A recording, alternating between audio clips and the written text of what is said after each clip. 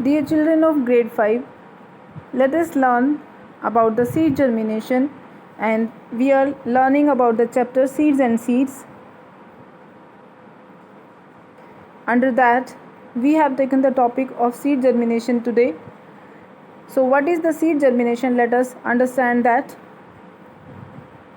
The process of development of baby plant from the seed embryo is known as the seed germination.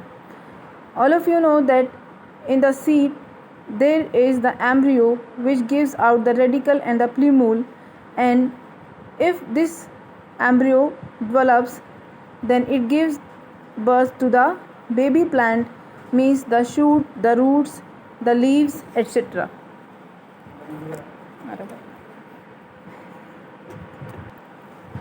The seed germination can be of two types, which is based on the positions of the cotyledons or the seed leaves.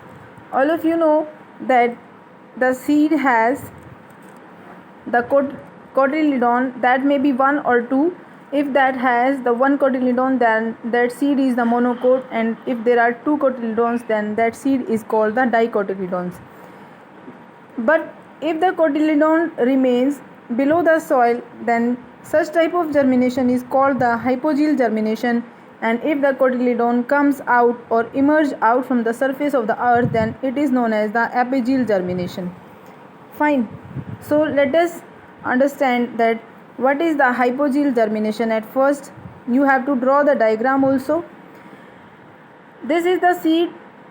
After getting the proper conditions for the seed germination, at first the radicle comes out, then the plumule goes out from the earth, and if the seed husk remains under the surface of earth, then such type of seed germination is known as the hypogeel germination.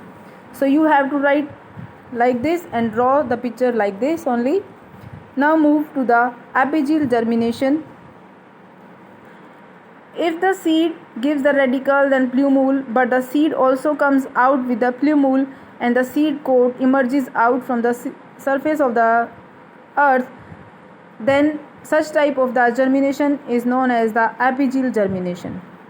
So dear children, today you have to write the definition of seed germination. Then how many types of seed germinations are there?